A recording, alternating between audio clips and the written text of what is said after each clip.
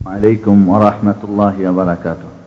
الحمد لله والصلاة والسلام على رسول الله وعلى آله وأصحابه ومن والاه أما بعد. أعوذ بالله من الشيطان الرجيم. بسم الله الرحمن الرحيم. يا أيها الذين آمنوا أطيعوا الله وأطيعوا الرسول وأولي الأمر منكم فإن تنازعتم في شيء فردوه إلى الله والرسول إن كنتم تؤمنون بالله واليوم الآخر ذلك خير وأحسن تأويلا. وقال رسول الله صلى الله عليه وسلم صلوا كما رأيتموني أصلي. বিস্তারিতভাবে রাসূল সাল্লাল্লাহু আলাইহি ওয়াসাল্লামের সালাতের পদ্ধতি আমরা আলোচনা করেছি। আজকে আবারও সংক্ষিপ্তভাবে ওই আলোচনাটা করতে চাই এবং ফরজ নামাজের পরে যে সমস্ত দোয়াগুলি রাসূল সাল্লাল্লাহু আলাইহি ওয়াসাল্লাম পড়তেন এবং কি কি কাজ নামাজের মধ্যে করা যায় এবং কি জায়েজ না, এই নিয়ে আজকের সংক্ষিপ্ত আলোচনা হবে। সালাতের পদ্ধতি বিশুদ্ধ হাদিস দ্বারা যেটা আমরা জানতে পেরেছি সেটা হলো নিম্নরূপ: কিবলামুখী হয়ে সুতরা সামনে নেওয়ার চেষ্টা করতে হবে, সুন্নত। কিবলামুখী হয়ে মুখে নিয়ত উচ্চারণ ছাড়াই দিলে নিয়ত করে যেই সালাতের আপনি নামাজ আদা করতে চাচ্ছেন, যে ওয়াক্তে, সুন্নত না ফরজ না নফল, 4 না 2 না 3, এই সবগুলি নিয়ত করতে হবে। অবশ্যই নিয়ত ছাড়া নামাজ হবে না, তবে নিয়ত পড়ার আদৌ কোনো প্রয়োজন নেই, বরং নিয়ত পড়া নিঃসন্দেহে এটা একটা বিদআত এবং শয়তানের ওয়াসওয়াসা ছাড়া আর কিছুই না। রাসূলুল্লাহ সাল্লাল্লাহু আলাইহি সাল্লাম তার জিন্দেগিতে মোল্লা আলী কারি হানাফির মতে 30,000 নামাজ পড়লেও তিনি কোনো একদিনও নিয়ত পড়েন নাই। যাই নামাজে দাঁড়িয়ে যে আমরা দোয়া পড়া আমাদের পরিচিত নিয়ম আছে, সেটারও কোনো দলিল নেই, বরং যাই নামাজে যে দোয়াটা আমরা পড়ে থাকি সেটাও একটা সানা বা রাসূল সাল্লাল্লাহু আলাইহি ওয়াসাল্লাম দোয়া ইস্তেফতাহ হিসেবে পড়তেন। এরপরে যদি বা জামাতে নামাজ হয় তাহলে কাঁধে কাঁধ পায়ে পা মিলিয়ে দাঁড় হতে হবে, দুইজনের মধ্যে ফাঁকা রাখা চলবে না এবং ফাঁকা রাখার পক্ষে কোন প্রকার সহিহ যঈফ বা কোনো জাল হাদিসও নেই। শুধু মাযহাবী ফতোয়া ছাড়া বা কারো কারো মত ছাড়া আর এর পক্ষে কোনো দলিল নেই, বরং রাসূল সাল্লাল্লাহু আলাইহি ওয়াসাল্লামের আদেশ হলো কাঁধে কাঁধ পায়ে পা মিলিয়ে দাঁড়াতে হবে। এরপরে আল্লাহু আকবার বলে 2 হাত কাঁধ বরাবর অথবা কান বরাবর উত্তোলন করতে হবে। হাতের পিঠটা, তালুটা কিবলামুখী থাকবে, আঙুলগুলি না বেশি খোলা থাকবে না খুব বন্ধ, স্বাভাবিক যেটা খোলা, এইভাবেই আঙুলগুলি খুলে কিবলামুখী করে কাঁধ বরাবর। এই হাদিসগুলি বেশি সহিহ, তবে কান বরাবর হাদিসও সহিহ, আমলের যোগ্য যে কোনো একটা। তবে কাঁধ ছোঁয়া বা কাঁধ ধরা এর কোনো দলিল নেই। কেউ যদি এটাকে সুন্নত মনে করে নিঃসন্দেহে বিদআত। এরপরে ডান হাত বাম হাতের উপরে বুকের উপরে রাখতে হবে। নাভির নিচে বা নাভির উপরের সমস্ত হাদিসগুলি ভিত্তিহীন অথবা অত্যন্ত দুর্বল, যেগুলি গ্রহণযোগ্য না, যেটা আমরা হাদিসের আলোচনায় এর আগে আলোচনা করে এসেছি। বুকে হাত বাঁধা 3 ভাবে করা যেতে পারে। একটা তালু আর একটা হাতের পিঠের উপরে, তালুর পিঠে রেখে বুকের উপর রাখা যেতে পারে, অথবা ডান হাতের কবজি বাম হাতের কবজির উপর রেখে কিছু অংশ হাতের আরো নিয়ে বুকের উপর রাখা যেতে পারে, অথবা পুরো হাতটা ডান হাত বাম হাতের উপরে রেখে বুকের উপর রাখতে হবে।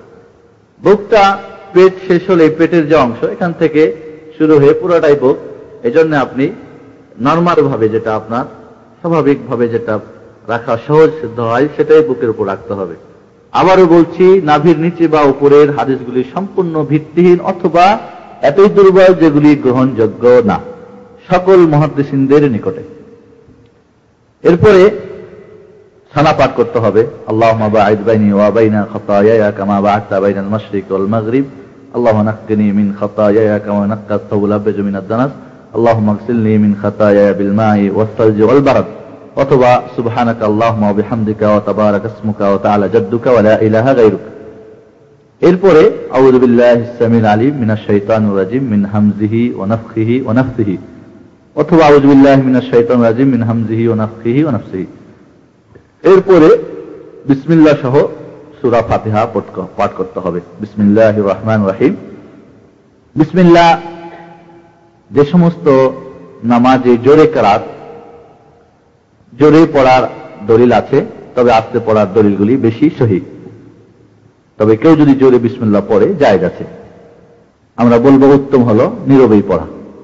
বিসমিল্লাহির রহমানির রহিম। আলহামদুলিল্লাহি রাব্বিল আলামিন আর রহমানির রহিম মালিক ইয়াউমিদ্দিন ইয়াকা না'বুদু ওয়া ইয়াকা নাস্তাঈন ইহদিনাস সিরাতাল মুস্তাকিম সিরাতাল লাযীনা আন'আমতা আলাইহিম গায়রিল মাগদুবি আলাইহিম ওয়ালাদ-দাল্লিন। আমিন।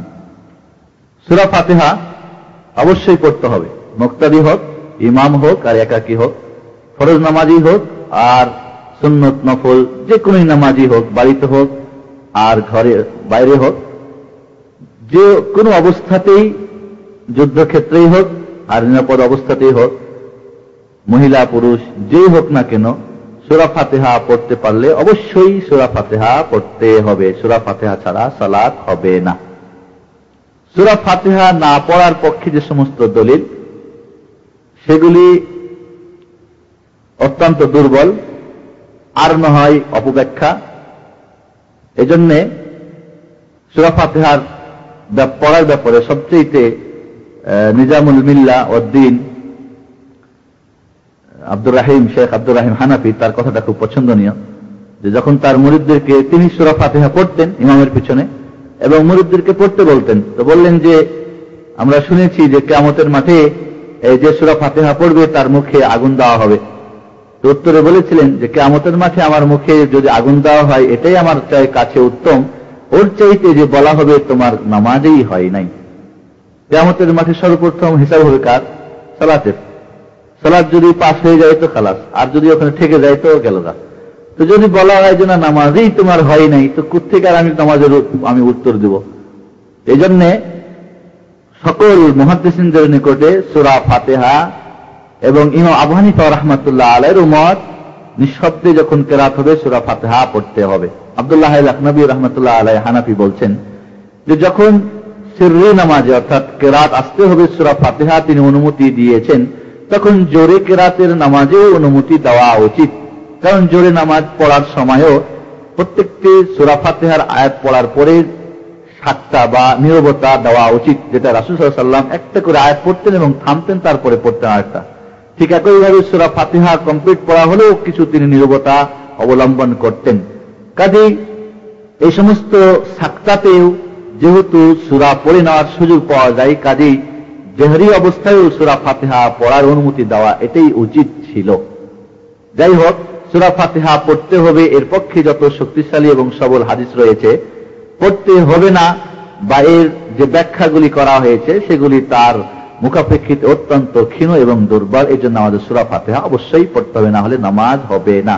সূরা ফাতিহা নামাজের রুকুন এবং ফরজ, এই জন্য সূরা ফাতিহা ব্যতিরেকে কোন অবস্থাতেই সালাত সহিহ শুদ্ধ হবে না, যেটা আমরা বিস্তারিত আলোচনা এর আগে করেছি এবং আমাদের হানাফি মাযহাবের অনেক ওলামাদের কথাও আমরা উল্লেখ করেছি।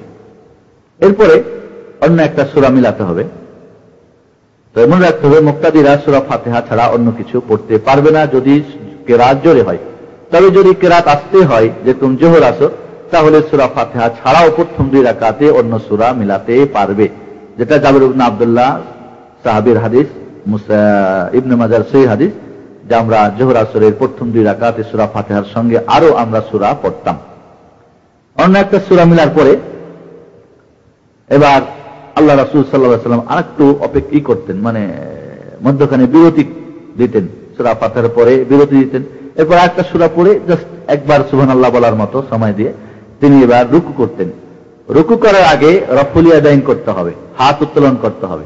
আমরা এর আগে বিস্তারিত আলোচনা করেছি যে রফউল ইয়াদাইন অর্থাৎ 2 হাত উত্তোলন কাঁধ বরাবর বা কান বরাবর 4টি জায়গাতে সহিহ হাদিস দ্বারা প্রমাণিত। একটা তাকবীরে তাহরিমার সময়, আরেকটা রুকুতে যাওয়ার সময়, আরেকটা হলো রুকু থেকে ওঠার সময়, আরেকটা হলো যে প্রথম বৈঠক করে উঠে যখন 3য় রাকাতের জন্য উঠবেন তখন আবারও রফউল ইয়াদাইন করা।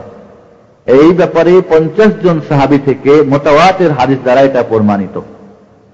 বরং কেউ কেউ বলেছেন কোন কোন মুহাদ্দিস যে আব্দুল্লাহ ইবনে মাসউদ সাহাবী ছাড়া রাসূল সাল্লাল্লাহু আলাইহি ওয়াসাল্লামের ইন্তেকালের সময় 1,14,000 সাহাবীর সবাই করতেন মাত্র আব্দুল্লাহ ইবনে মাসউদ থেকে বর্ণনা আছে যে তিনি একবার মাত্র তাকবীরে তাহরিমায় হাত উঠিয়েছেন।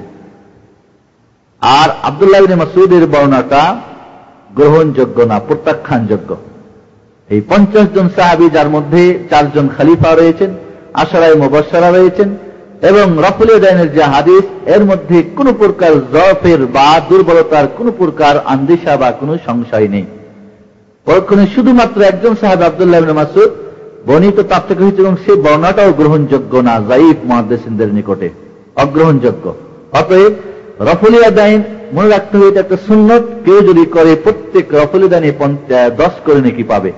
এর জন্য 2 রাকাত বিশিষ্ট নামাজে 50 নেকি, আর 4 রাকাত বিশিষ্ট নামাজে 100 নেকি হবে। যারা এই রাফুল ইয়াদাইন করে না তাদের হয় পক্ষে মানে করতে হবে না, এর পক্ষে হয় জাল হাদিস, পুতুল রাখতো, হ্যাঁ প্রথম যুগে করত, পরে বাদ হয়ে গেছে, বা অস্ত্র রাখতো, হ্যাঁ এই ধরনের মিথ্যা জাল হাদিস, অথবা সেই হাদিসের অপব্যাখ্যা।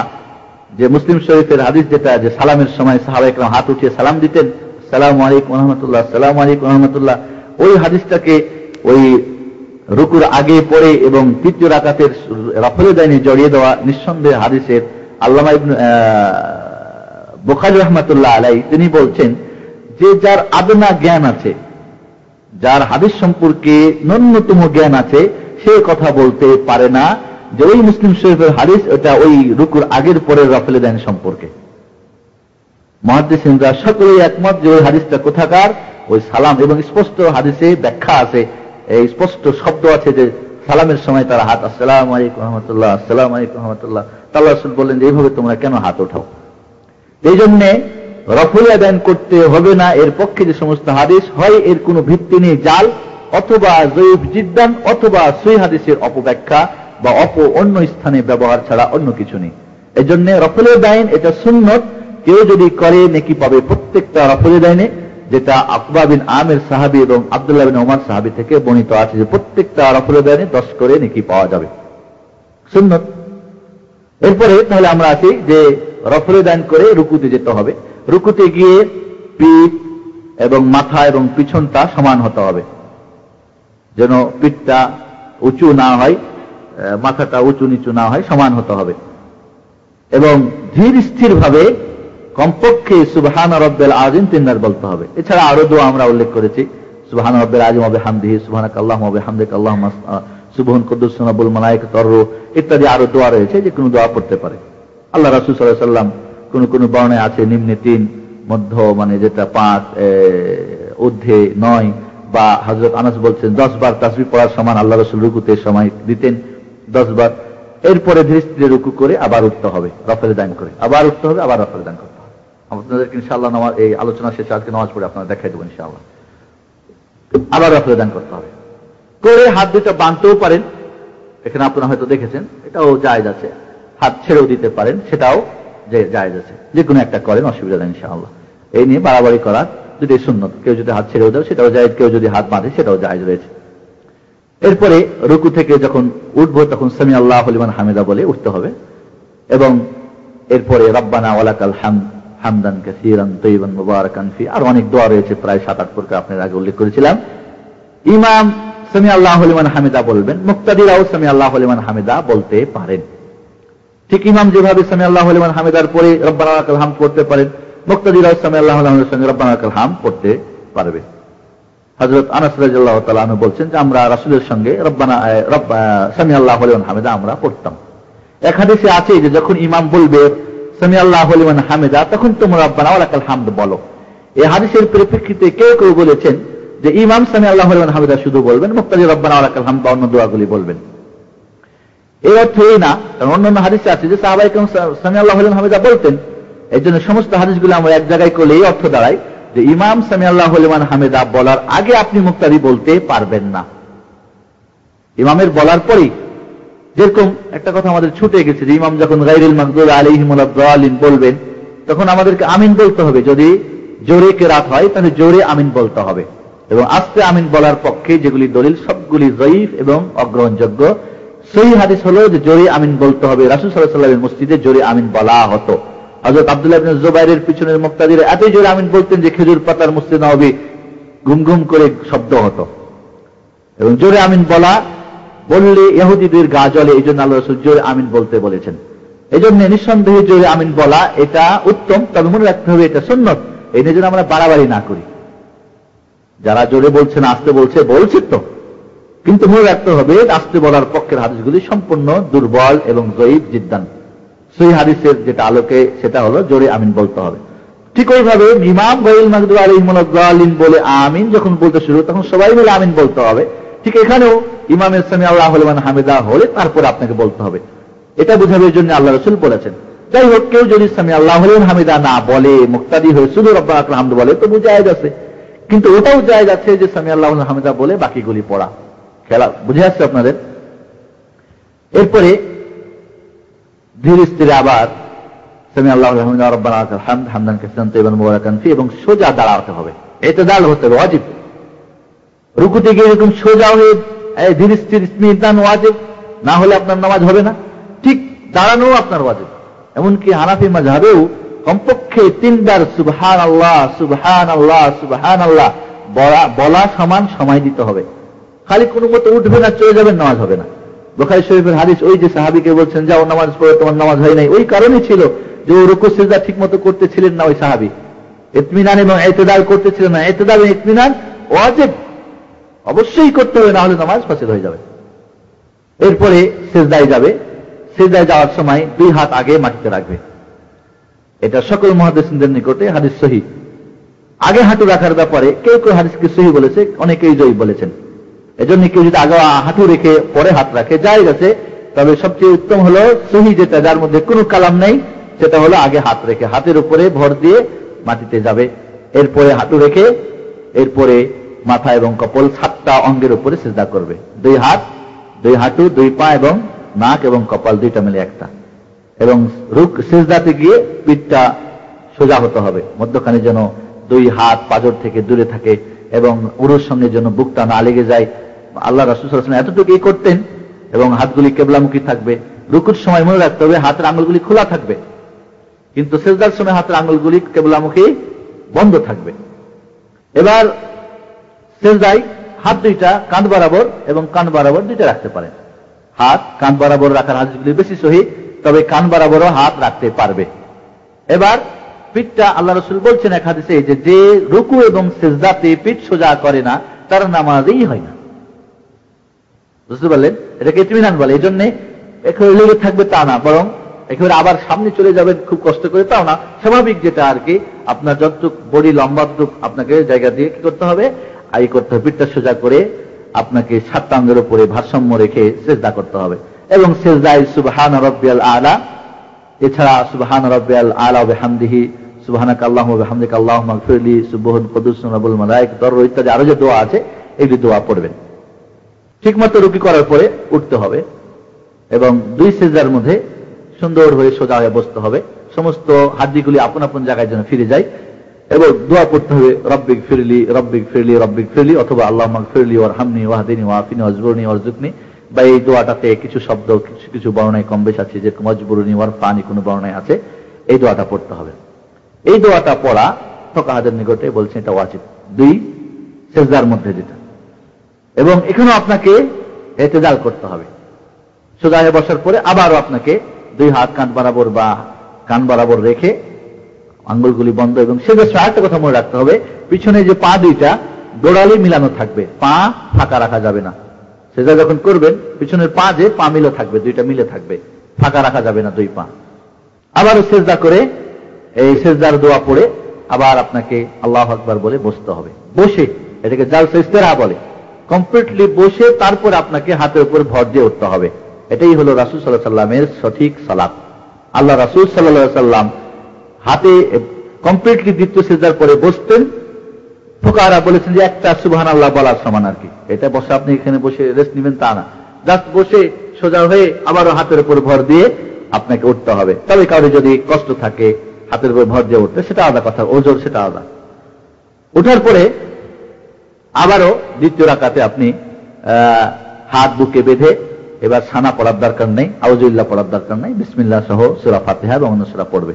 এভাবেই পড়বে। ঠিক 2 রাকাত যখন বিশিষ্ট সালাত হবে, তো 2 রাকাত পড়ে যখন বসবে, বসার নিয়ম হলো বাম পাটা পেরে দিয়ে তার উপরে বাম নিতম্ব বা পাছাটা রেখে ডান পাটা খাড়ো করে কেবলামুখী আঙ্গুলগুলো রেখে আত্তাহিয়াত পড়বে, দরুদ পড়বে, দোয়া মাসুরা বা ওই 4টা জাহান্নামের আযাব থেকে, তারপরে ফিতনাতুল মাসিহ দাজ্জাল, কবরের আযাব থেকে, এই ফিতনাতুদ দুনিয়া, মাহিয়াল মামাত যে দোয়াটা আছে পড়ে, বা এছাড়া তাশাহুদে আরো দোয়া পড়া যায়, যে কোনো দোয়া আরো পড়তে পারেন। যেভাবে আমরা একটা কথা ভুলে গেছি যে সিজদা অবস্থায় এই যে দোয়াগুলো আমরা বললাম, এছাড়াও আল্লাহ রাসূল থেকে যে সমস্ত দোয়া এসেছে এগুলো আপনি পড়তে পারেন। কোন অসুখের দোয়া থাকলে, কোন ঋণ মুক্তর দোয়া, বা যে সমস্ত দোয়া আপনি জানেন আপনার প্রয়োজন, ওই দোয়াগুলি সিজদা অবস্থায়, ফরজ নামাজ হোক, সুন্নত হোক, নফল হোক, যে কোনো নামাজে এছাড়াও অন্য দোয়া পড়া জায়েজ আছে। আল্লাহ রাসূল বলছেন সবচাইতে বান্দা সিজদা অবস্থায় বা আল্লাহর সান্নিধ্য বা সন্নিকট হয়ে যায়, কাজে তোমরা বেশি বেশি করে দোয়া করো, বেশি বেশি করে দোয়াতে তোমরা কোশিশ করো।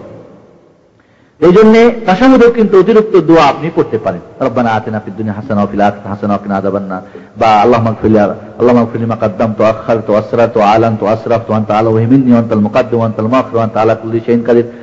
এই ধরনের আরো যে দোয়া রয়েছে, যে কোনো দোয়া মাসুরা রাসূল থেকে যেতে প্রমাণিত দোয়া পড়তে পারেন। যদি 2 রাকাত বিশিষ্ট হয় তাহলে 2 দিকে সালাম ফিরে দিবেন, আসসালামু আলাইকুম ওয়া রাহমাতুল্লাহ, আসসালামু আলাইকুম ওয়া রাহমাতুল্লাহ। সালাম বলেছিলাম আমরা 4 ভাবে করা যেতে পারে। আসসালামু আলাইকুম ওয়া রাহমাতুল্লাহ, আসসালামু আলাইকুম ওয়া রাহমাতুল্লাহ, আসসালামু আলাইকুম ওয়া রাহমাতুল্লাহি ওয়া বারাকাতুহু, আসসালামু আলাইকুম ওয়া রাহমাতুল্লাহ, আসসালামু আলাইকুম ওয়া রাহমাতুল্লাহ, আসসালামু আলাইকুম। হ্যাঁ, এবং এক সালাম দিয়েও আসসালামু আলাইকুম ওয়া রাহমাতুল্লাহ বলে ডান দিকে একটু মাথাটা ঘুরাই দিয়েও সালাম জায়েজ আছে রাসূল থেকে। এই 4 প্রকার সালামের প্রমাণ সহিহ হাদিসে আছে। যদি 3 রাকাত বিশিষ্ট বা 4 রাকাত বিশিষ্ট সালাত হয়, তাহলে আপনি আবার উঠে যাবেন, উঠে গিয়ে আল্লাহু আকবার বলে আবারও রাফলে দাইন, যেটা বলছিলাম, কান বরাবর ভাব করে আবার উঠে আপনি বুকে বাঁধবেন, বেঁধে এবার সূরা ফাতিহা 3য় এবং 4র্থ রাকাতে শুধু সূরা ফাতিহা পড়া জরুরি। বাকি যদি মিলাতে চায় জায়েজ আছে, বাকি যদি সূরা ফাতিহা ছাড়া অন্য সূরা পড়তে চায় জায়েজ আছে। এবং অন্য সূরা পড়ার ব্যাপারে আপনাদের বলেছিলাম যে 4 রকম রাসূল সাল্লাল্লাহু আলাইহি ওয়াসাল্লাম থেকে প্রমাণিত আছে। প্রত্যেক রাকাতের জন্য আলাদা আলাদা সূরা, ঠিক আছে? প্রথম রাকাতের জন্য আলাদা, দ্বিতীয় রাকাতের জন্য আলাদা। আবার প্রথম রাকাতের জন্য একই সূরাকে ভেঙে হাফ বা কিছু বেশি, এবং দ্বিতীয় রাকাতে ওই সূরারই কিছু অংশ আবার পড়া, দ্বিতীয় সূরত। তৃতীয় হলো যে প্রথম রাকাতে বা দ্বিতীয় রাকাতে একাধিক সূরা পড়া, প্রথম রাকাতে 2-3টা সূরা পড়া, দ্বিতীয় রাকাতেও 2-3টা সূরা পড়া, এটাও রাসূল থেকে প্রমাণিত আছে। আবার একই সূরা প্রথম রাকাতে এবং দ্বিতীয় রাকাতে দুটোই পড়া, এটাও প্রমাণিত আছে। প্রথম রাকাতে মনে করেন সূরা ফাতিহার সঙ্গে পরে জিলজিলা পড়লো, দ্বিতীয় রাকাতে সূরা ফাতিহার সঙ্গে জিলজিলা পড়লো, এটাও জায়েজ রয়েছে। হ্যাঁ, সবগুলো এই প্রমাণ রাসূল সাল্লাল্লাহু আলাইহি ওয়াসাল্লাম থেকে প্রমাণিত আছে। মনে রাখতে হবে দ্বিতীয় সূরা পড়ার সময় তারতিব রাখা উত্তম। কেউ যদি তারতিব ভঙ্গ করে, ইচ্ছা করে বা অনিচ্ছা করে, জায়েজ আছে। কেউ যদি মনে করেন প্রথম রাকাতে সূরা ফাতিহার পরে মনে করেন সূরা কাউসার কি বলে কুরাইশ পড়ে নিল, দ্বিতীয় রাকাতে গিয়ে সূরা ফিল পড়ে ফেলল, হ্যাঁ, তাহলে নামাজ ফাসিদ হবে না। আল্লাহ রাসূল সাল্লাল্লাহু আলাইহি ওয়াসাল্লাম থেকে এমন প্রমাণ আছে যে তিনি পিছন থেকে পড়ে আবার সামনে পড়েছেন। রাসূল যা করেছেন, তবে রাসূলের অধিকাংশই একটু মাঝে ঘটে গেছে, কিন্তু অধিকাংশই তিনি তারতিব সহকারে পড়েছেন। কিন্তু কোন সময় তারতিব ছাড়া পড়া মানে এই জায়েজ আছে, ইচ্ছা করে হোক অনিচ্ছা করে কেউ যদি পড়ে জায়েজ আছে। তবে উত্তম হলো কি তারতিব সহকারে পড়া। এরপরে যদি 3য় রাকাতের জন্য বা 4র্থ রাকাতের জন্য ওঠেন, তাহলে প্রথমে শুধু তাশাহুদ পড়াই যথেষ্ট। কেউ যদি মানে দুরূদ পড়তে চাই, তবুও জায়েজ আছে, কারণ আল্লাহ রাসূল বলছেন যখন তোমরা তাশাহুদ করবে তখন তোমরা আমার প্রতি দুরূদ পাঠ করবে। বলেন নাই প্রথম না দ্বিতীয়, কাজে দ্বিতীয়র জন্য দুরূদকে খাস করে দেওয়া এটা নিজের পক্ষ থেকে রাসূলের হাদিসের আলোকে না। বা কেউ যদি দুরূদ পড়ে ফেলে তাহলে কি করতে হবে, সহজ সিজদা দিতে হবে, এমন ফতোয়া হাদিস ভিত্তিক না, বরং হাদিসের পরিপন্থী। এই জন্য জায়েজ আছে, তবে পড়া জরুরি না। জরুরি আলাদা জিনিস আর জায়েজ আলাদা জিনিস, দুটার মধ্যে পার্থক্যটা বুঝবেন। যাই হোক, এইভাবে আপনার যখন নামাজ শেষ হয়ে যাবে সালাম ফিরার পরে, এখন যেটা আমাদের করা দরকার সেটা হলো এই, রাসূল সাল্লাল্লাহু আলাইহি ওয়াসাল্লাম সালাম ফিরানোর পরে তিনি মুক্তাদিদের দিকে ফিরে বসতেন, সরাসরি মুক্তাদিদের দিকে মুখ হয়ে বসতেন, অথবা ডান দিকে মুখ করে বসতেন, অথবা বাম দিকে মুখ করে বসতেন। সালাম ফিরানোর পরে রাসূল সাল্লাল্লাহু আলাইহি ওয়াসাল্লামের বসাটা 3 রকম ছিল। মুক্তাদিদের মুখ করে বসতেন, ডান দিকে মুখ করে বসতেন, অথবা বাম দিকে মুখ করে বসতেন। তিনটাই সহিহ হাদিস দ্বারা প্রমাণিত। আমাদের দেশে বা আমাদের যেটা প্রচলিত আছে যে আসর এবং ফজরের নামাজেই শুধু ইমাম মুক্তাদিদের দিকে মুখ করে ফিরে বসবেন আর বাকিগুলি না, এটা হাদিস ভিত্তিক না, বরং প্রত্যেকটি সালাতেই নামাজ ফেরানোর পরে ইমাম মুক্তাদিদের দিকে মুখ ফিরিয়ে বসবেন অথবা টানে বামের দিক মুখ করে বসবেন।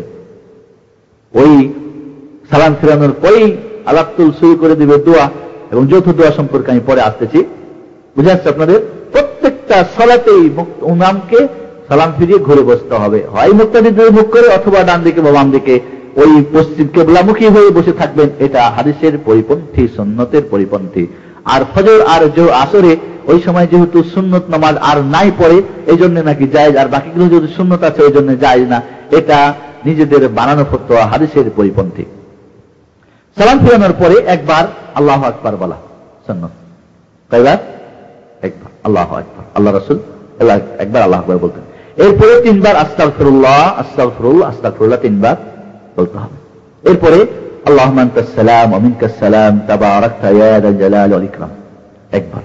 এরপরে লা ইলাহা ইল্লাল্লাহু ওয়াহদাহু লা শারীকা লাহু লাহুল মুলকু ওয়া লাহুল হামদ ওয়া হুয়া আলা কুল্লি শাইইন কাদির আল্লাহুম্মা লা মানি'a লিমা আ'তাইতা ওয়া লা মু'তিয়া লিমা মানা'ত ওয়া লা ইয়ানফা'ু যাল জাদ্দ মিনকাল জাদ্দ।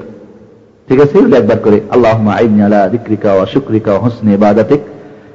তারপরে আল্লাহুম্মা ইন্নী আউযু বিকা মিনাল জুবনি ওয়া আউযু বিকা মিনাল বুখলি ওয়া আউযু বিকা মিন আরযালিল উমুর আন আরুদ্দা ইলা আরযালিল উমুর ওয়া আউযু বিকা মিন ফিতনাতিদ দুনিয়া ওয়া আযাবিল কবর।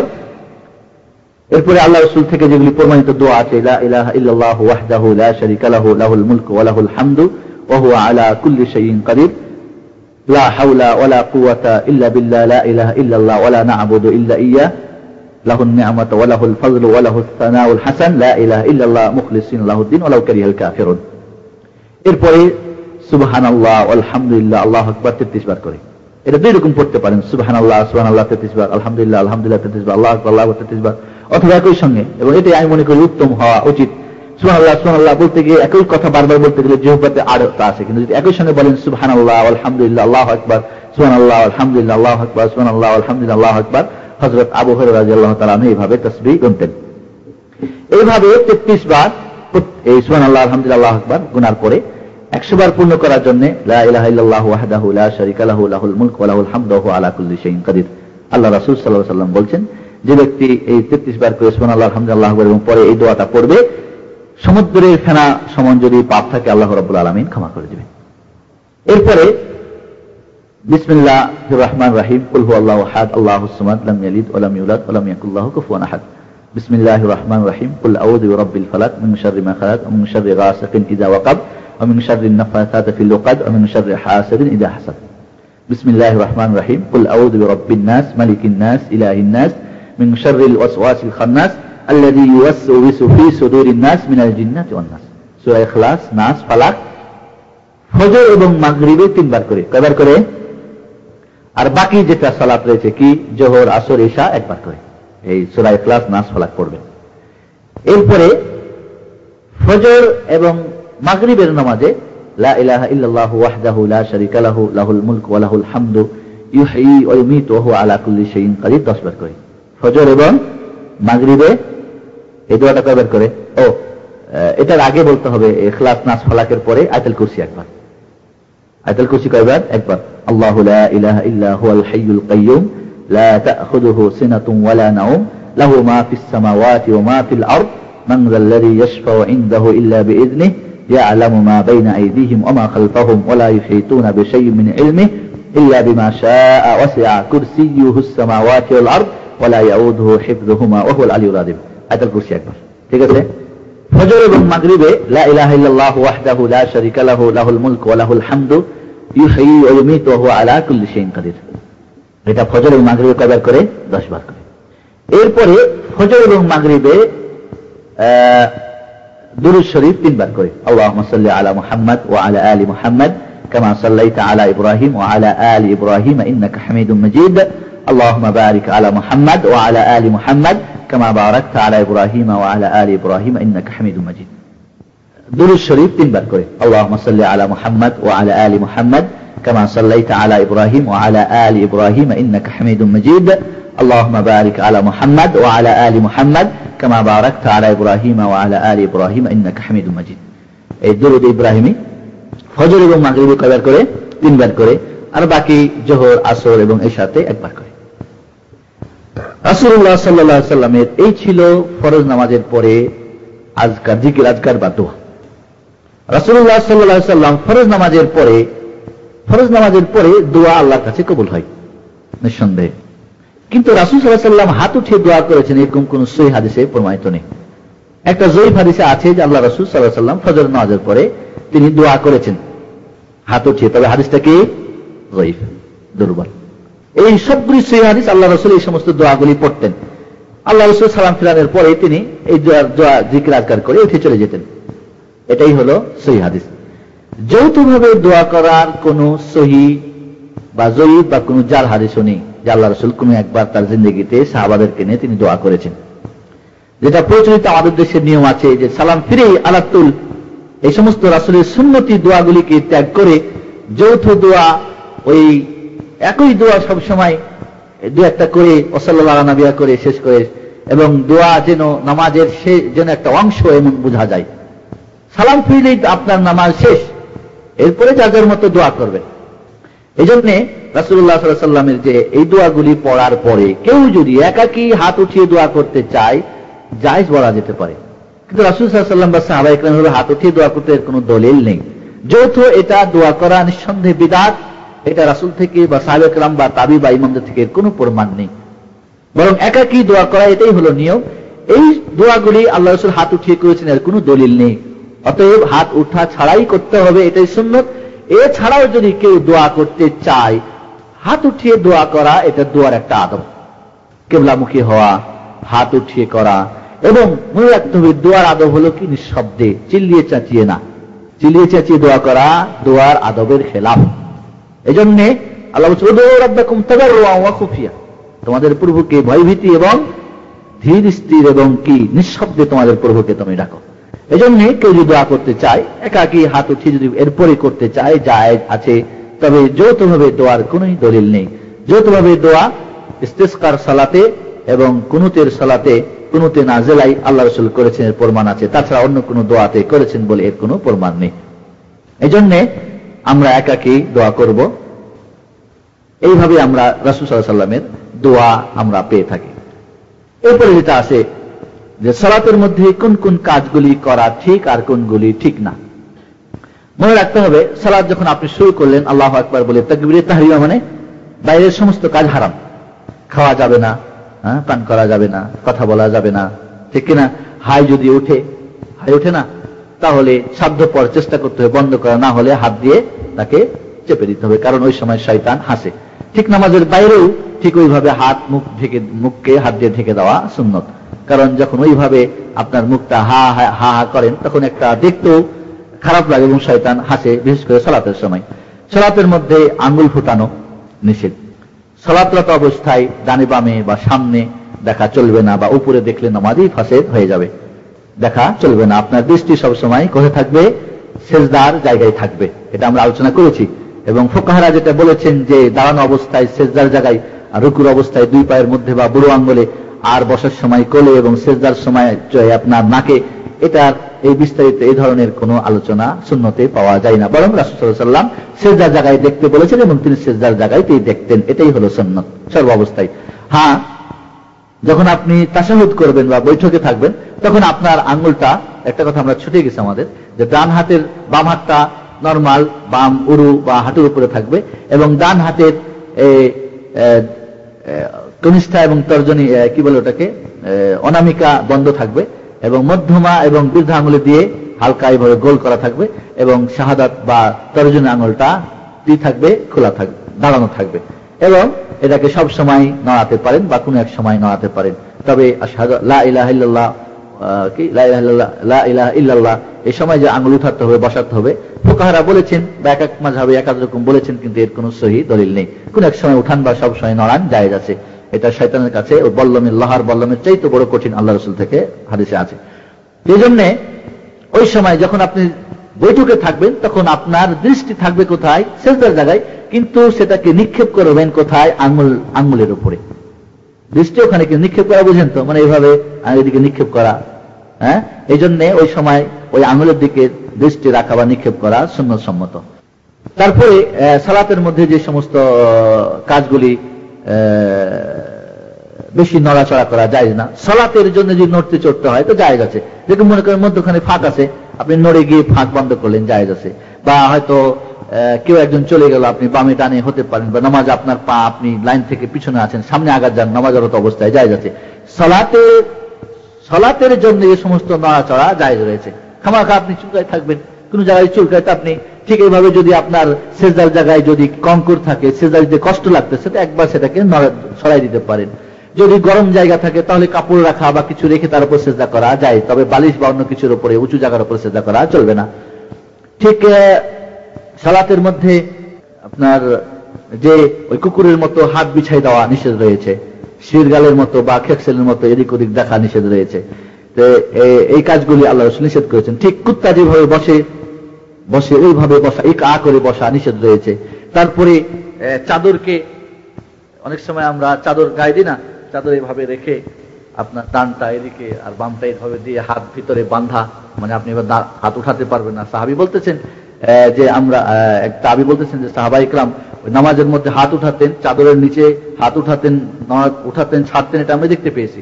এই জন্য দুই দিক বন্ধ করে দিয়ে ভিতরে যদি হাত থাকে এটা উপরে উঠা যাবে না, ঠিক কিনা? যদি ভালো করে চাদর দিয়ে বেঁধে দেন, এটা নিষেধ আছে হাদিসে দুই দিকে, তবে একদিকে দিয়ে আরেকদিন হয়তো আপনি এইভাবে করে দিতে পারেন, ঠিক আছে? এই ধরনের কাজগুলি নামাজের মধ্যে নিষেধ রয়েছে। নামাজের মধ্যে কিছু ত্রুটি আমরা করে থাকি, এগুলি কিছু মনে হয় আলোচনার মধ্যে এসেছে, তারপরেও এই ত্রুটিগুলো আমাদের আলোচনা করা দরকার। সেটা হলো প্রথমেই যে মুসাল্লাতে দাঁড়িয়ে যায় নামাজের দোয়া পড়া, এটা হাদিস দ্বারা প্রমাণিত না। নিয়ত পড়া, এটা হাদিস দ্বারা প্রমাণিত না। এরপরে আপনার তাকবীরে তাহরিমার সময় যেটা আমরা হাত উত্তোলন, অনেকে খালি কাঁধ বরাবর উঠাই না, অনেকে বা কান বরাবর উঠাই না, অনেকে কাঁধ ধরেন, ওটাও যেমন ঠিক না, আবার কেউ ঠিক মতো শুধু এইভাবে করে বেঁধে দিল, এটাও ঠিক না। এই জন্য আমাদের খেয়াল রাখতে হবে যে যেন হাতটা যতটুকু উঠা সুন্নত সম্মত সেটুকু যেন আমাদের হয়। অনেকে এটা আমরা করি না। অনেকেই নিয়ত পড়তে গিয়ে ইমামের এক রাকাত শেষ হয়ে যাচ্ছে, খবর নাই। কালকে আজকে ফজরের নামাজের সময় দেখলাম যে ফজরের নামাজ শুরু হয়ে গেছে, এক ভাই এসে ফজরের নামাজের সুন্নত পড়তেছে। আমার দেশে ওইটাই নিয়ম আছে, কামাত হয়ে গেলে আর কোনো নামাজ পড়া চলবে না। আপনার নামাজ যদি শেষ না হয়, নামাজ ছেড়ে দিয়ে আগে আপনাকে ফরজ নামাজ আদা করতে হবে, এরপরে আপনি ফরজ নামাজ পড়ে আপনি সুন্নত পড়েন, জায়েজ আছে। হয় সূর্য ওঠার পরে পড়েন অথবা তারপরে পড়েন, দুই রকমই জায়েজ আছে, কোনো অসুবিধা নেই। কিন্তু আমরা যে হাদিস ধরে বসে আছি আর সেই হাদিসগুলির খবর নেই। বরং আল্লাহ রাসূল দেখলেন ফজরের নামাজের সময় এক ব্যক্তি নামাজ পড়তেছিলেন, ইকামতের পরে বললেন, ওর কানে কানে বললেন, কি তুমি কি 4 রাকাত নামাজ পড়তে চাও নাকি ফজরের ফরজ নামাজ? তো সাহাবা একরাম পরে ওই ব্যক্তিকে নামাজের পরে জিজ্ঞেস করেন যে আল্লাহ রাসূল রাগ করে তোমাকে কি বলতেছিলেন? তো এই সাহাবী বললেন যে বলতেছিলেন যে তুমি কি 4 রাকাত ফরজ নামাজ পড়তে চাও নাকি ফজরের? এই জন্য আল্লাহ রাসূল ফরজ নামাজের পরে ফজরের দেখলেন এক সাহাবী উঠে নামাজ পড়তেছেন। বললেন তুমি কিসের নামাজ পড়তেছে গো? বলি ইয়া রাসূলুল্লাহ, আমি তো ইকামত হয়ে গেছিল, আমি তো আর সুন্নত পড়তে পারি নাই, ফরজ আপনার সঙ্গে পড়েছি, ওই 2 রাকাত সুন্নত আমি এখন পড়লাম। আল্লাহ রাসূল চুপ থেকে সম্মতি দান করলেন। আবু দাউদ শরীফের সহিহ হাদিস। আপনি পরে পড়তে পারেন, খামাখা আপনি ওই ধরে বসে থাকবেন, ওদিকে সুন্নত নামাজও তাড়াহুড়ো করে আপনার নামাজ হবে না, ওদিকে ফরজ নামাজও আপনি ঠিক করে পাবেন না। হাদিস সম্মত আমল না হলে এমনটাই হয়, বুঝতে পারলেন? আল্লাহ রাসূলের সরাসরি স্পষ্ট হাদিস, ইযা উকিমাতিস সালাহ ফালা সালাতা ইল্লাল মাকতুবা, ইকামত হয়ে গেলে ফরজ নামাজ ছাড়া অন্য কোনো নামাজ তুমি পড়তে পারবে না। ফুকাহারা বলেছেন যে শেষ রাকাত, আপনি যে নামাজের নিয়ত বেঁধেছেন, শেষ রাকাতে যদি রুকু কমপ্লিট করে ফেলতে পারেন ইকামতের আগে, তাহলে বাকিটা পূরণ করতে পারবেন। আর রুকু যদি কমপ্লিট না করতে পারেন তাহলে ভেঙে দিন, গিয়ে আপনি ফরজে শামিল হন। এই ধরনের যেটা আমাদের আছে যে রুকুতে যাওয়ার সময় রফলে দেন ছেড়ে দেওয়া, ঠিক রুকু ঠিক মতো সোজা করে স্পিড সোজা না করা, শুধু খালি গেল আর উঠলো, খালি নিচু হও আর উঠো, নামাজ হবে না, জিন্দেগিতে এই নামাজ হবে না। আবু হুযায়ফা সাহাবী ওই লোকটিকে বলেছিলেন না যে এইভাবে নামাজ কতদিন থেকে তুমি পড়ো?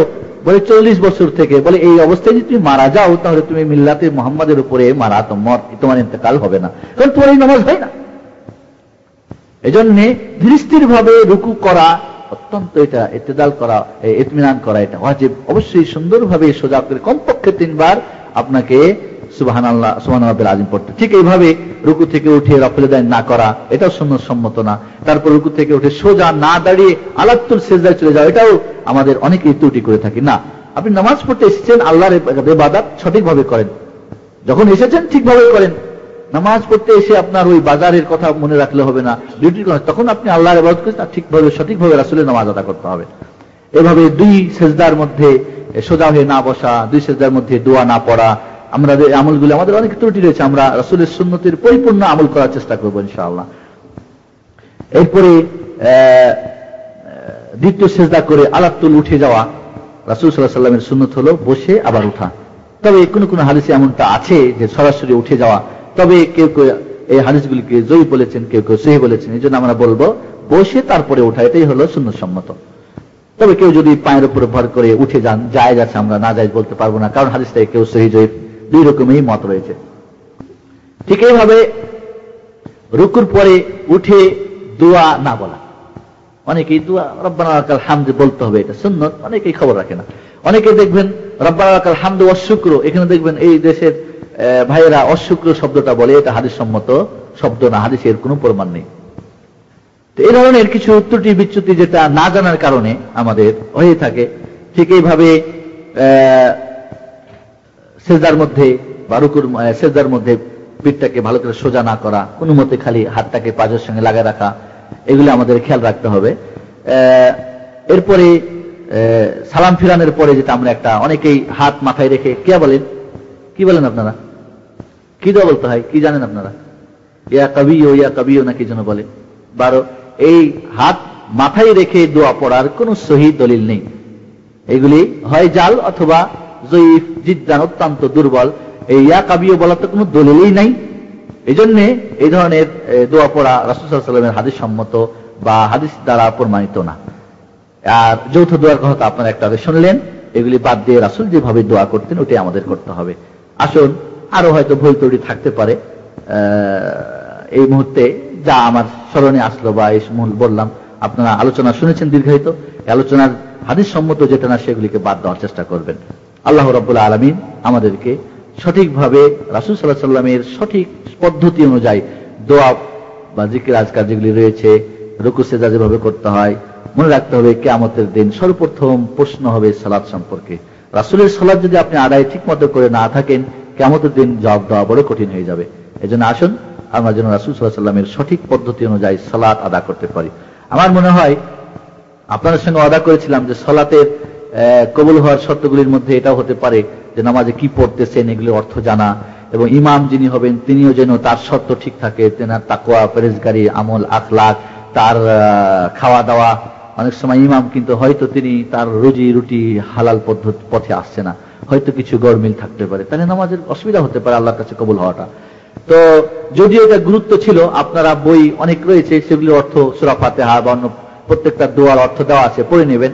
আমার মনে হয় অত্যন্ত জরুরি একটা বিষয় আমাদের জানা দরকার, সেটা হলো মৃত্যুর আগে ও পরে আহকামুল জানায়েজ, যেটা জানাজার যেগুলি, একজন মানুষ অসুখ হওয়া থেকে নিয়ে অসুখের মরার আগে এবং মরার পরে, এবং জানাজার নামাজ এবং তার গোসল, তার কাফন, এবং তাকে কবরে কিভাবে দেওয়া, এবং তার মৃত্যুর পরে কোন কোন কাজ করলে তার কবরে পৌঁছে, কবর কেন্দ্রিক কোন কোন কাজগুলি জায়েজ, কোনগুলি না হারাম, এবং এই মৃত্যুকে কেন্দ্র করে চালিসা, চেহলাম, মেহলাম অনেক কিছুই রয়েছে। মানে এইটাকে কেন্দ্র করে বহু শতাধিক বিদআতের এখানে আখড়া জমেছে, কারণ এটা স্পর্শকাতর বিষয়, যে যেটা কইছে সেটাই আমরা করি। এজন্য আমার মনে হয় সামনে মাসে ধারাবাহিক যদি আমরা 4টা আলোচনা করতে পারি, এই বিষয়টা মনে আমাদের জানা উচিত, কারণ সকলের জীবনে এটা আসবে, হয় নিজের অথবা মা বা বাবা বা না। সুন্নাহ ভিত্তিক কোনটা জায়েজ আর কোনটা জায়েজ না, কোনটা বৈধ আর কোনটা অবৈধ, কোনটা সুন্নত আর কোনটা বিদআত, কোন কোন কাজগুলি শিরক এবং কোন কোন কাজগুলি বিদআত, জিয়ারত কোন ভাবে করা উচিত এবং কোন জিয়ারতগুলি শিরকি জিয়ারত এবং বিদআত জিয়ারত। আমার মনে হয়, আমার কেন যেন গত মাসে আমাদের আলোচনা ছিল গত বৃহস্পতিবারে এইটা কেন্দ্র করে, কিন্তু বিষয়টা অনেক বড় হওয়ার কারণে পূর্ণ করতে পারি নাই। আপনারা যদি চান তাহলে আমার মনে হয় 4টা যদি আলোচনা করা যায়, আর শাবান মাসে আপনাদের দায়ী চলে আসবে, তখন তার আমি আপনাদের কাছে হয়তো আসতে পারবো না, মাঝে মধ্যে যে দাওয়াত করেন সেটা আলাদা কথা।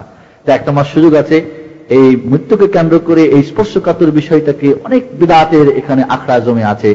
আমরা আমার ইনশাআল্লাহ আশা করি সামনে মাসের 4টা আলোচনা এই বিষয়টা আমরা, এবং পরবর্তী আমরা একটা তো বম আকারে অ্যালবাম আহকামুল জানায় যেরকম সালাতের 8টা 9টা এখন ক্যাসেট হচ্ছে, এটা আমাদের একটা অ্যালবাম তৈরি হতে পারে। আমাদের অফিস কিন্তু প্রস্তুত অ্যালবাম বানাবের জন্য, আমাকে এর আগে বলছে, আমি দিলেই অ্যালবাম তৈরি হয়ে যাবে ইনশাআল্লাহ। তো আশা করি ইনশাআল্লাহ সামনের আলোচনাগুলি জানাজা বা মৃত্যুর আগে ও পরে আমরা হেডিং দিয়ে হয়তো এর আলোচনা করবো ইনশাআল্লাহ, আল্লাহ যদি বাঁচিয়ে রাখে, সুস্থ রাখে। আল্লাহ আমাদের সর্ব কাজে কোরআন এবং সহি হাদিস সুন্নাহ ভিত্তিক আমল করার তৌফিক দান করে, আমিন। আকুলু কাউলি হাযা আস্তাগফিরুল্লাহ লাকুম ওয়া লিসাইরিল মুসলিমিন আস্তাগফিরুল্লাহ সাল্লাল্লাহু আলা নবিয়িনা মুহাম্মদ ওয়া আলা আলিহি ওয়া সাহবিহি আজমাইন। বেতরের সালাত সম্পর্কে অনেক আপনারা প্রশ্ন করেছেন, উত্তর হয়েছে। সংক্ষিপ্ত হলো এই, বেতরের সালাত 1 রাকাত পড়া যায়, 3 রাকাত পড়া যায়, 5 রাকাত পড়া যায়, 7 রাকাত পড়া যায়, 9 রাকাত পড়া যায়, 11 রাকাত পড়া যায়। 1 রাকাত যখন পড়বেন তখন নিয়ত বেঁধে আপনি নিয়ত করে আল্লাহু আকবার বলে তাকবীরে তাহরিমা পড়ে বলে আপনি যেভাবে নামাজের পদ্ধতি শিখলেন ওইভাবে আপনি সূরা ফাতিহা অন্য একটা সূরা পড়বেন। এরপরে মনে রাখবেন কুনুতের বিষয়টা নিয়ে কিন্তু আমাদের বড় গন্ডগোল আছে, এজন্য মনে রাখেন কুনুত পড়তেও পারেন ছাড়তেও পারেন। কুনুত পড়া সুন্নত, ওয়াজিবের পক্ষে কোনো দলিল নেই। আমাদের হানাফি মাযহাবের মুহাক্কিক আল্লামা ইবনুল হুমাম ফাতুল কাদির হিদায়াত শরীফের যে ব্যাখ্যাকার ভাষ্যকার, তিনি লিখছেন যে আমাদের হানাফি মাযহাবে এটাকে ওয়াজিব করা হয়েছে, অন্য কোনো মাযহাবে তো ওয়াজিবই না। বেতরের নামাজ সুন্নতে মুআক্কাদা, এটাই সঠিক মত। যারা ওয়াজিব বলেছেন এদের দলিল অত শক্তিশালী না। তবে যদি ওয়াজিবই কেউ ধরে কোনো মাযহাব মানতে গিয়ে, কিন্তু কুনুত পড়া ওয়াজিবের পক্ষে কোনো দলিল নেই। এই জন্য কুনুত না পড়তে বলে সূরা ইখলাস পড়বে, এই যে পদ্ধতি বানানো এগুলি নিজেদের বানানো, হাদিস সম্মত এগুলি পদ্ধতি না। এই জন্য কুনুত মনে রাখেন, কুনুত পড়বেন ছাড়বেন দুটোই সুন্নত। আল্লাহ রাসূল সাল্লাল্লাহু আলাইহি ওয়াসাল্লাম থেকে বেতরের নামাজ সংক্রান্ত হাদিসগুলি 7 জন সাহাবী বর্ণনা করেছেন। তার মধ্যে উবাই ইবনে কাব একজন সাহাবী মাত্র বলছেন রাসূল কুনুতে বেতরে কুনুত করেছেন, বাকি 6 জন কুনুতের কথা উল্লেখই করে নাই। এটাই প্রমাণ হয় যে কোন এক সময় রাসূল করেছিলেন। সব সময় যদি কুনুত করতেন তাহলে 7 জন সাহাবী কুনুতের কথা উল্লেখ করতেন, ঠিক কিনা? এজন্য মুহাদ্দিসিনদের নিকটে মাঝে মাঝে করো মাঝে মাঝে ছাড়ো, এটাই হলো সুন্নাত। তবে কেউ যদি সবসময় করতে চায় জায়েজ আছে, তবে ওয়াজিব বলা কোনো অধিকার নেই। বুঝে আসছে আপনাদের? ঠিক ওইভাবে কুনুতটা রুকুর আগেও করতে পারেন, পরেও করতে পারেন, ঠিক আছে? কুনুত পড়েন ছাড়েন, কুনুত রুকুর আগে করেন পরে করেন, কুনুতে হাত উঠান না উঠান দুইটাই জায়েজ রয়েছে, ঠিক আছে? এই 3টা কাজ দুইটাই জায়েজ, করা না করা দুইটাই জায়েজ। কুনুত করেন ছাড়েন, কুনুত পড়েন ছাড়েন, কুনুত রুকুর আগে করেন পরে করেন, কুনুতে হাত উঠান না উঠান সবগুলোই জায়েজ রয়েছে, ঠিক আছে? এরপর আপনি যেটা করলেন করেন, আগে করেন বা পরেন করেন, এরপরে রুকু করবেন, রুকু করে এরপরে 2টা সিজদা দিয়ে তাশাহুদ করে সালাম ফেরাবেন, 1 রাকাত ফিনিশ, খালাস। 1 রাকাতের পক্ষে অনেক সহিহ হাদিস আছে বুখারী মুসলিমের, যারা 1 রাকাতকে অস্বীকার করে তাদের সহিহ কোনো দলিল নেই, বরং রাসূলের এই ধরনের সুন্নতকে ত্যাগ করায় শামিল হবে। এরপরে 3 রাকাত। 3 রাকাত হাদিস সম্মত 2টা পদ্ধতি রয়েছে। 2 রাকাত পরে সালাম ফিরাই দেন, ঠিক আছে, তাশাহুদ করে, এরপরে আর 1 রাকাত পড়েন, অথবা 1 2 3 আলাতুল মধ্যখানে কোনো বৈঠক নেই, ঠিক আছে, করে আপনি সালাম ফিরান। এই দুইটাই পদ্ধতি রাসূল সাল্লাল্লাহু আলাইহি ওয়াসাল্লাম থেকে প্রমাণিত আছে। তৃতীয় যেটা পদ্ধতি আমরা করে থাকি, 2 রাকাত পড়ে বৈঠক করি, করে উঠে গিয়ে আবার 1 রাকাত পড়ে উল্টা তাকবীর দিয়ে কি করি, আবার আমরা কুনুত করে বাকিটা আমরা পূরণ করি, ঠিক কিনা? এই ধরনের পদ্ধতি রাসূল সাল্লাল্লাহু আলাইহি ওয়াসাল্লামের কোন সহিহ বা যঈফ হাদিস দ্বারা প্রমাণিত নেই। বুঝতে পারলেন? ওটাই তো বললাম যে 3য় রাকাত পূরণ করে আপনি তাকবীর দিয়ে তারপরে কুনুত পড়েন, বললাম তো ভাই। এই ধরনের পদ্ধতির কোনো সহিহ বা যঈফ কোনো দলিল নেই। কেউ যদি দিতে পারেন তো জাযাকাল্লাহ খাইর, কেউ যদি দিতে পারেন এর দলিল। কোন সাহাবীদের কথা বলা হয়েছে যে আব্দুল্লাহ কি বলে আনাস, হযরত আলী এই ধরনের পড়তেন, তো পড়তেন শুধু, এরকম বর্ণনা আছে, বর্ণিত আছে, কিন্তু রাসূলের হাদিসের পুরোপুরি যদি সাহাবীর কোনো আমল বলবো আমরা, এটা এর হাদিস সহিহ হাদিস না। দ্বিতীয়ত বলবো যে যদি সহিহ হয় তাহলে সাহাবী হয়তো ওই ধরনের পড়তে হবে, এই হাদিস পান নাই, কারণ সাহাবীরা সকলেই সব হাদিস জানতেন না। আর পেয়েও যদি করে থাকেন তো সাহাবীর আমল যদি রাসূলের আমলের উল্টা হয়, কোনটা করবেন? রাসূলেরটা আপনি করতে হবে। এমন কোন আমল যদি থাকে যে রাসূলের স্পষ্ট কোন আমলের পদ্ধতি নেই, সাহাবী করেছেন, তখন সেটা তারপরে সহি যদি হয় গ্রহণ করা যেতে পারে। কিন্তু কোন সাহাবীর কোন আমল বা কোন ফতোয়া বা কোন কথা যদি রাসূলের উল্টা হয়, উল্টা হয়েছে না জানার কারণে, হাদিস না পৌঁছার কারণে, যেমন ইমামদের হয়েছে, ইমাম হাদিস পান নাই, ফতোয়া দিয়েছেন, পরবর্তীতে অন্য ইমাম হাদিস পেয়েছেন, কাজে ওই ইমামের ফতোয়া হাদিস পরিপন্থী হয়েছে, পরবর্তী ইমামের হাদিস সম্মত হয়েছে, কাজে আমরা পরেরটা গ্রহণ করব। এই জন্য মনে রাখতে হবে আমাদেরকে, সব ইমামরা একমত, সব মাযহাব একমত, সেই হাদিস যখন পাওয়া যাবে তখন হাদিস সম্মত যেটা না বা জয়ীফ সেটা বাদ করতে হবে, ত্যাগ করতে হবে। তাহলে এই দুই পদ্ধতি, 2 রাকাত পড়ে সালাম ফিরে দিয়ে আরেক রাকাত পড়েন, অথবা 3 রাকাত আলা তুল, মধ্যখানে কোনো বসা চলবে না। রাসূলুল্লাহ সাল্লাল্লাহু আলাইহি ওয়াসাল্লাম মাগরিবের মতো করে বেতর পড়তে নিষেধ করেছেন, বরং আমরা যেটা পড়ি এইভাবে আল্লাহ রাসূল পড়তে নিষেধ করেছেন সরাসরি। এরপরে 5 রাকাত আপনি আলা তুল, 1 2 3 4 5, আর পঞ্চম রাকাতে গিয়ে যেটা কুনুতের ব্যাপার, রুকুর আগে পরে ছাড়েন করেন, সেটা তো আপনারা জানতে পারলেন, ঠিক আছে? এইভাবে আপনি পড়তে পারেন। অথবা 2 রাকাত করে, কেউ কেউ বলেছেন 2 রাকাত করে 4 রাকাত পরে আরেক রাকাত, এটাও 5 রাকাত পড়তে পারেন। 7 রাকাত বেতর যখন পড়বেন 2 রকম পড়তে পারেন। একটা হলো কি আলাতুল 7, 1 2 3 4 5 6 7, শুনতে আশ্চর্য লাগতেছে, তা না, বরং রাসূল করেছেন, হাদিসে, সহিহ হাদিসে রয়েছে। আলাতুল 7 রাকাত পড়েন, অথবা 6 রাকাত পড়ে বৈঠক করেন, করে উঠে যান, উঠে 7ম রাকাত করে আবার তাশাহুদ করে আপনি সালাম ফিরান, ঠিক আছে? 9 রাকাত যখন পড়বেন ঠিক দুই ভাবে পড়তে পারেন। আলাতুল 9 রাকাত পড়ে সালাম ফিরেন, সবসময় কিন্তু কুনুত শেষ রাকাতে, ওটা আপনি বুঝে নেন ব্যাপারটা, ওখানে সেট করে ফেলেন। অথবা 8 রাকাত পড়ে তাশাহুদ করেন, প্রথম বৈঠক করেন, করে আবার 9ম রাকাত পড়ে বৈঠক করে আপনি সালাম ফিরাই দেন, খালাস। ঠিক 11 রাকাত যখন পড়বেন, এটাও 2 রকম পড়া যেতে পারে। আলাতুল 11 রাকাত, অথবা 2 রাকাত করে পড়েন, 2 রাকাত করে পড়তে থাকেন, পড়ে শেষে 1 রাকাত পড়েন। এই সবগুলি রাসূল সাল্লাল্লাহু আলাইহি সাল্লাম থেকে প্রমাণিত আছে, বুঝতে পারলেন? এই জন্য বেতর 3 রাকাত, এর কমও না বেশি না, এটাও ঠিক না। এবং বেতরের যে পদ্ধতি 3 রাকাত আমরা ধরে নিয়েছি, সেই পদ্ধতির মধ্যেও আমাদের কালাম রয়ে গেছে। এই জন্য এই পদ্ধতিটা মাকরুহ, আল্লাহ রাসূল এইভাবে পড়তে নিষেধ করেছে, যেটা আমরা প্রচলিত নিয়মে পড়ে থাকি। বুঝে আসছে? জি। আর কারোর প্রশ্ন আছে? আর কারোর প্রশ্ন নেই? আল্লাহ রাসূল সাল্লাল্লাহু আলাইহি সাল্লাম, এটা সুন্নাত, আপনি মনে রাখতে হবে, যদি কেউ আউযু বিল্লাহি মিনাশ শাইতানির রাজিম মিন হামজিহি ওয়া নাফখিহি ওয়া নাফসিহি, 3টা শব্দ রে ভাই, এখনই মুখস্থ করেন না, মিন হামজিহি ওয়া নাফখিহি ওয়া নাফসিহি, বাস।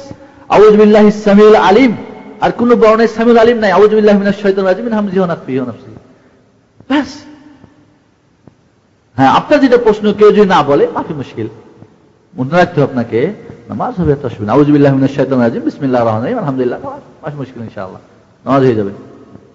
তো কি ইনশাআল্লাহ সামনের মাসে জানাজার বা মৃত্যুর আগে পরের বিষয়টা আলোচনা আপনারা কি সম্মতি দান করছেন? ইনশাআল্লাহ আমি মনে করি এই বিষয়টা অত্যন্ত জরুরি, কারণ এই নিয়ে বহুত গলত ঢুকে আছে, এবং বিশেষ করে এই বিষয়টা নিয়ে এক শ্রেণীর হুজুরদের ব্যবসাও বড় জমজমাট। কোরআন খানি মরার আগে পড়ো, মরার পরে পড়ো, কুলখানি করো, খাতায় খানি করো, চাল্লিয়াম করো, বৎসরে মৃত্যু দিবস পালন করো, আরো কত কিছু, যেগুলি সম্পূর্ণ হাদিসের পরিপন্থী, বরং সুন্নত যেগুলি, ওগুলি এই কারণে ছুটে গেছে। মনে রাখতে হবে, যখনই একটা বিদআত আসবে তখন একটা সুন্নত উঠে যাবে, যখনই একটা বিদআত চলে আসবে ওইখানে সুন্নতটা উঠে যাবে। এবং আপনারা অনেক আলোচনার মধ্যে এটা আপনারা পরিলক্ষিত করতে পেরেছেন, এবং জানাজার যখন আলোচনা হবে তখন দেখবেন যে সুন্নতগুলি গেছে কোথায় আর বিদআতগুলি কিভাবে জেকে বসে আমরা সেটাকেই মনে করে করতেছি। একটা প্রশ্ন ছিল যে গায়রিল মাগদুবি আলাইহিম ওয়ালা দাল্লিন না দাল্লিন, আপনাদের কাছে আমি প্রশ্ন করি, উজু বলেন না উদু বলেন? উজু, ওইখানে জদ দিয়ে বলেন ঠিকই। ফরজ বলেন না ফরদ বলেন? ফরজ, সেখানে জদ থেকে জদই উচ্চারণ করে, সেখানে তো দদ কন না। তো ওই জদটা তো এইখানে সূরা ফাতিহাতে, ওইখানে আবার দদ কেন কন? এই সূরা ফাতিহাতেই শুধু আপনারা দদ নিয়ে ব্যস্ত হয়ে যাবেন, আর বাকি যত দদ বলেন যে এই অক্ষরটা অন্য জায়গাতে, ঠিকই আপনারা জদ পড়তেছেন। এই জন্য কেউ যদি সরাসরি জদ বলে তার নামাজ হবে, কিন্তু কেউ যদি সরাসরি দদ বলে, দদ, তাহলে তার নামাজ হবে না, কারণ অক্ষরটা দদ না। মনে রাখতে হবে আরবি অক্ষর 28টি, কয়টা অক্ষর? 28টি অক্ষর। হামজা আলাদা কোনো অক্ষর না, আলিফের উপরে যে জবর পেশ হলে সেটা হামজা হয়ে যায়। এই জন্য আমরা জানি 29টা অক্ষর, ঠিক কিনা? না, আসলে 28টা অক্ষর। 28টা অক্ষরের মধ্যে সবচেয়ে কঠিন যেটা উচ্চারণ করা, মাখরাজ যেটা কঠিন, সেটা হলো ওয়াদ। আরবি ভাষাকে বলা হয় আল-লুগাতুল আরাবিয়া লুগাতুল ওয়াদ, মানে এই অক্ষরটা যে উচ্চারণ করতে পারবে বুঝতে হবে এটা আরবি, ও আজমি না। বুঝতে পারলেন?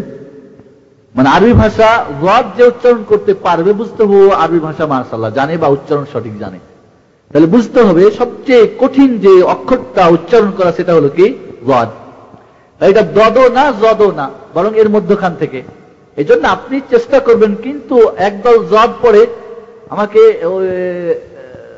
এক জায়গায় জিজ্ঞেস করলেন যে আমাদের দেশে এক শ্রেণীর লোক আছে, ওরাকে বলে আহলে হাদিস। আহলুল হাদিস মানে কোরআন এবং সহিহ হাদিস যারা মানে এরাকে আহলে হাদিস বলে। এরা কোন মাযহাবের মাধ্যমে মানে দিন মানে না, সরাসরি ইমাম মানে মুহাম্মদুর রাসূলুল্লাহ সাল্লাল্লাহু আলাইহি ওয়াসাল্লামকে। তো ওরা জদ পড়ে আর আমরা দদ পড়িয়ে নিয়ে হুজুর অনেক ঝগড়া ফাসাদ হয়। তার মানে ঝগড়া করেন কেন ঝগড়া করেন? এখানে দদ পড়েন, কিন্তু ওই অক্ষরটাই বাকি কোরআনের বা হাদিসের সব জায়গায় দদ পড়েন। ফরজ বলেন, ওযু বলেন, আর কি আছে এমন এই ধরনের অন্য সব জায়গাতেই দদ পড়েন, কিন্তু শুধু সূরা ফাতিহা দদ, এটা তো একদমই ছাড়া আর কিছুই না। এই জন্য আমার নামটা এখন খেয়াল আসছে না। ভারতের বিখ্যাত কারি হানাফি, উনি বলছেন যে কেউ যদি সরাসরি দদ পড়ে তাহলে তার নামাজেই হবে না। কেউ যদি জদ পড়ে মানে সঠিক উচ্চারণটা না করে জদ হয়ে যায়, তার নামাজ হয়ে যাবে। এই জন্য এই বিষয়টি নিয়ে আমরা বাড়াবাড়ি না করি, চেষ্টা করবেন গায়রিল মাগদুবি আলাইহিম ওয়ালাদ-দাল্লিন হতে পারে আমার উচ্চারণটাও, কারণ আপনাকে বলছি যে জদের উচ্চারণ বড় কঠিন। এই জন্য সরাসরি দদ যেটা আমাদের দেশে মানে জেদ করে পড়ে ওটা ঠিক না। আবার কেউ যদি জেদ করে জদ বলে সেটাও ঠিক না, বরং দুইটার মধ্যখানে এবং সবচাইতে কঠিন আপনার জিহ্বার ডান বা বাম সাইড নিচে দুই দাঁতের ওই মধ্যখানে ইজরাস দাঁতের কাছে লাগাই উচ্চারণটা করতে হবে। ওয়াদ, দদও না জদও না, ওয়াদ। এই জন্য উচ্চারণটা একটু কঠিন আছে, এই নিয়ে যেন আমরা বাড়াবাড়ি না করি। এখানে একটা আলোচনা দেখছিলাম এই বিষয়টা নিয়ে, জ পড়ে তাহলে নামাজ নষ্ট হবে না, কিন্তু দাল দিয়ে দলিন পড়লে তার নামাজ নষ্ট হয়ে যাবে। ফাতোয়া কাজী খা প্রথম খণ্ড 70 পৃষ্ঠা। এই জন্য আমরা জেদ না করি, বরং সঠিক উচ্চারণ করার চেষ্টা করব। হ্যাঁ, আলহামদুলিল্লাহ, লা ইউকাল্লিফুল্লাহু নাফসান ইল্লা বুসআহা। আপনাকে সকলকে কারিউল কোররা ওবাইদুল্লাহ কারির মতো কারি হতে বলে নাই, বা সৌদি আরবের হারামাইনের মসজিদের কারিদের মতো কারি হতে বলে নাই। আপনি সাধ্য অনুযায়ী চেষ্টা করবেন। হ্যাঁ, এই জন্যে মনে রাখতে হবে যে এই বিষয়টা ঝগড়া ফাসাদের বিষয় না, এটা উচ্চারণের ব্যাপার। সঠিক উচ্চারণ করার জন্য সবাই চেষ্টা করে, জেদ করে যেন আমরা একটা একজন ধরে না নিই, চেষ্টা করতে হবে। আলহামদুলিল্লাহ, আল্লাহ রাব্বুল আলামিন কবুল করবেন ইনশাআল্লাহ।